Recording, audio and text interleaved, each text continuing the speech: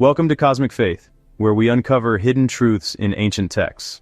Before we dive into today's mind-expanding exploration of the Tower of Babel, take a moment to hit that subscribe button and turn on notifications so you never miss our weekly revelations. If you find value in today's journey, please hit that like button. It really helps our community grow. And I'd love to hear your thoughts in the comments below. Do you think the Tower of Babel was more than just a physical structure? Now let's explore the cosmic implications of humanity's first attempt to reach the heavens. The Tower of Babel wasn't just a tall building. Ancient texts suggest it was an interdimensional gateway designed to access higher realms. The cosmic technology that prompted divine intervention and changed human history forever. Genesis 11:1-9 tells the story of the Tower of Babel, humanity's ambitious attempt to build a structure that would reach to the heavens. God's response was dramatic. He confused their language, scattered them across the earth, and halted construction. For centuries, this account has been interpreted as a moral lesson about human pride. But what if there's more to the story? What if the tower represented advanced technology that threatened the cosmic order itself? The text provides intriguing clues. Genesis 11:6 records God saying, "If as one people speaking the same language they have begun to do this, then nothing they plan to do will be impossible for them." This divine concern suggests the tower project wasn't merely symbolic, but represented a genuine technological threat, something that would give humans capabilities beyond their intended limits.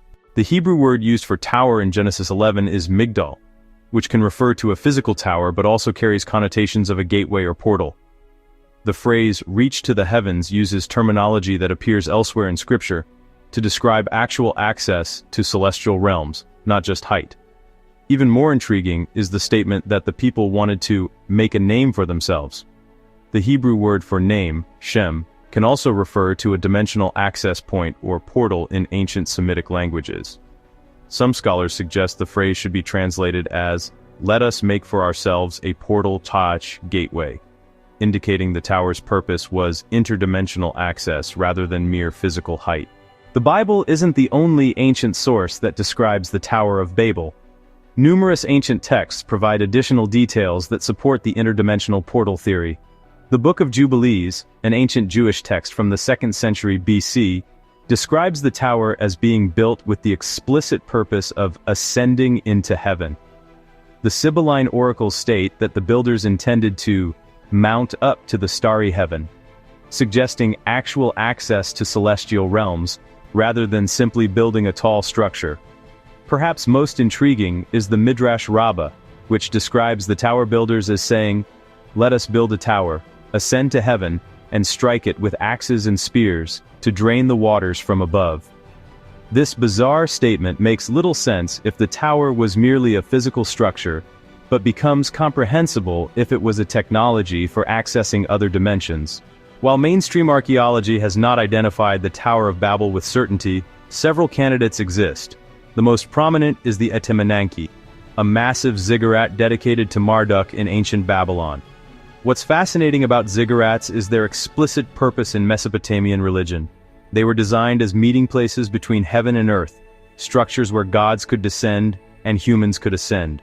The very architecture of ziggurats, with their 7 levels corresponding to the 7 known celestial bodies, suggests they were designed with cosmological principles in mind, not merely as impressive structures. Recent archaeological discoveries at various ziggurat sites have revealed unusual electromagnetic properties. Some researchers have detected anomalous energy fields and magnetic fluctuations that defy conventional explanation.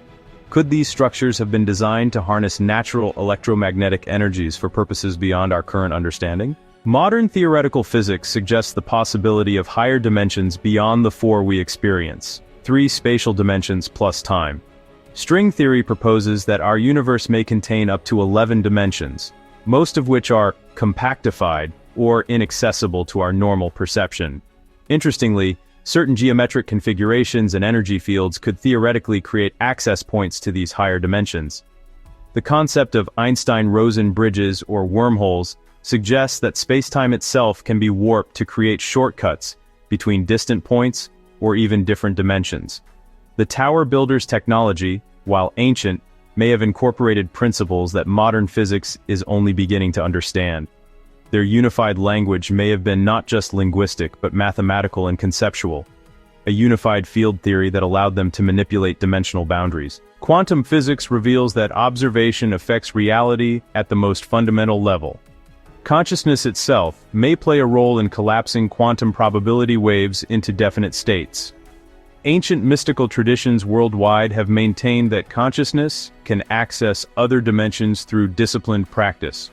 The tower may have represented a technology that amplified this natural human capacity, creating a collective consciousness powerful enough to pierce the veil between dimensions. The biblical phrase, "nothing will be impossible for them," takes on new meaning in this context. A unified humanity with technology to manipulate quantum reality and access higher dimensions would indeed have godlike capabilities. God's response to the tower, confusing language and scattering humanity, can be understood as a safeguard against premature access to higher dimensions. Throughout Scripture, we see that direct access to divine realms is carefully regulated.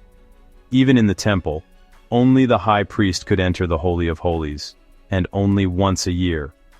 Unauthorized access to sacred space brought severe consequences. The tower represented an unauthorized attempt to access realms humanity wasn't prepared to enter, not merely physically, but spiritually and morally. By confusing language, God wasn't just preventing communication, but fragmenting the unified field of consciousness and knowledge that made the interdimensional technology possible. Interestingly, some modern technologies echo the Tower of Babel concept.